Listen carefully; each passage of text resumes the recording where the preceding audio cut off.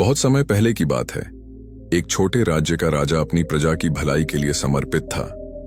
राज्य छोटा था, लेकिन वहां के लोग मेहनती और स्वाभिमानी थे।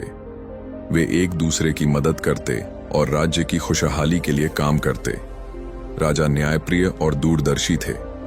उन्होंने अपने राज्य को सुरक्षित और समृद्ध बनाए रखने के लिए कई योजनाएं चलाईं। एक दिन एक बड़े और शक्तिशाली राज्य के राजा ने इस छोटे राज्य को युद्ध के लिए ललकारा। उस बड़े राज्य की सेना विशाल थी। उनके पास अच्छे हथियार और कुशल योद्धा थे। छोटे राज्य के लोगों के मन में डर बैठ गया। राजा खुद भी चिंतित थे और उन्होंने अपने सेनापति से सलाह ली। सेनापति ने कहा, महाराज, हमारी सेना बहुत छोटी है और हमारे पास संसाधन भी कम है।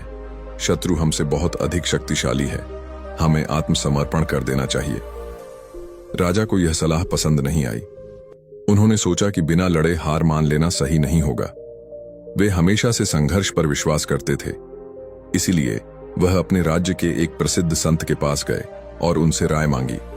राजा ने पूरी बात बताई और पूछा, क्या हमें आत्मसमर्पण कर देना चाहिए? संत कुछ देर चुप रहे, फिर बोले, महाराज, इस सेनापति को तुरंत जेल भेज दीजिए। जो व्यक्ति युद्ध से पहले ही हार मान ले, वह सेना का नेतृत्व नहीं कर सकता।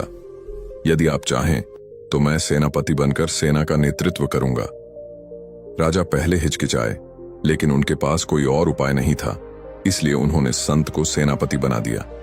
संत ने सेना का निरीक्षण किया और देखा कि सैनिकों के मन में डर है।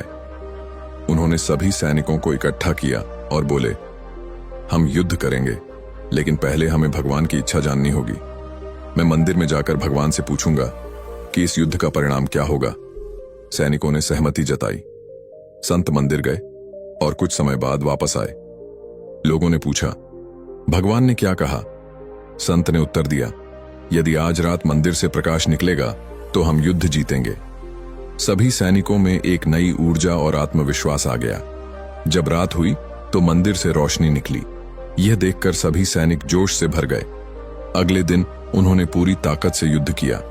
सैनिकों का आत्मविश्वास इतना बढ़ गया था कि उन्होंने शत्रु सेना पर पूरी ताकत से प्रहार किया। शत्रु सेना को यह समझ में नहीं आ रहा था कि इतने छोटे राज्य की सेना इतनी बहादुरी से कैसे लड़ रही है। धीरे धीरे युद्ध का रुख बदल गया। छोटे राज्य की सेना ने अपनी चतुराई और साहस से शक्तिशाली राज्य को पराजित कर दिया। यह एक अविश्वसनीय जीत थी। राजा स्वयं सेना के साथ युद्ध में उतरे थे, जिससे सैनिकों का आत्मविश्वास और बढ़ गया था। उन्होंने न केवल अपनी भूमि की रक्षा की, बल्कि शत्रु सेना को करारी शिकस्त भी दी। युद्ध के बाद राजा और सैनिकों ने संत को धन्यवाद दिया और कहा, भगवान की कृपा से हमने जीत हासिल की है। हम भगवान का धन्यवाद करने मंदिर जाना चाहते हैं। लेकिन संत मुस्कुराए और बोले, भगवान का धन्यवाद करने की जरूरत नहीं है, क्योंकि मंदिर का दिया मैंने ही जलाया था। यह सुनकर राजा और सैनिक चौंक गए। संत ने कहा, अगर हमने पहले ही हार मान ली होती तो हम हमेशा सोचते कि हम कमजोर हैं। लेकिन जब मैंने तुम्हें जीत की उम्मीद दी तो तुमने पूरी ताकत से लड़ाई लड़ी और जीत गए। असली ताकत आत्मविश्वास में होती है। राजा और सैनिकों ने सीखा कि जब तक हम प्रयास करते हैं तब तक जीत संभव है। इस घटना के बाद राज्य और भी समृद्ध और शक्तिशाली बन गया। लोगों में आत्मविश्वास बढ़ गया और वे हर कार्य पूरी मेहनत से करने लगे। इस जीत के बाद राजा ने पूरे राज्य में कई सुधार किए। उन्होंने सेना को और मजबूत बनाया, खेती और व्यापार को बढ़ावा दिया और जनता की भलाई के लिए कई योजनाएं चलाईं। अब राज्य न केवल बाहरी आक्रमणों से सुरक्षित था, बल्कि आर्थिक रूप से भी संपन्न हो गया था। राज्य की इस सफलता ने आसपास के राज्यों को भी प्रभावित किया। अब कोई भी राज्य छोटे राज्य को कमजोर नहीं समझता था। राजा और संत की इस रणनीति की चर्चा दूर दूर तक होने लगी। जैसे जैसे राज्य शक्तिशाली होता गया, वैसे वैसे उसे नई चुनौतियों का सामना भी करना पड़ा। कई पड़ोसी राज्यों ने इस विजय को स्वीकार कर लिया, लेकिन कुछ जलन रखने वाले शासक इसे सहन नहीं कर सके। एक दिन राजा को सूचना मिली कि एक अन्य शक्तिशाली राज्य उनकी सफलता से ईर्ष्या कर रहा है और आक्रमण करने की योजना बना रहा है। राजा ने तुरंत अपने मंत्रियों और संत सेनापति के साथ बैठक की। संत ने कहा, हमें भयभीत होने की आवश्यकता नहीं है। हमने पहले भी अपने आत्मविश्वास से विजय प्राप्त की थी और इस बार भी हम अपनी शक्ति और बुद्धिमानी का उपयोग करके विजय प्राप्त करेंगे। राजा ने सेना को तैयार रहने का आदेश दिया। सैनिकों ने युद्ध की तैयारी की और संत ने उन्हें एक बार फिर प्रेरित किया। जब आक्रमण हुआ तो राज्य की सेना पहले से अधिक मजबूत और संगठित थी।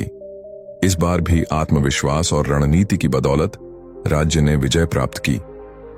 ये कहानी हमें सिखाती है कि आत्मविश्वास और मेहनत से हर मुश्किल को पार किया जा सकता है।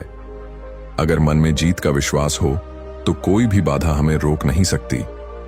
कभी भी बिना लड़े हार नहीं माननी चाहिए, क्योंकि प्रयास करने वालों की ही जीत होती है।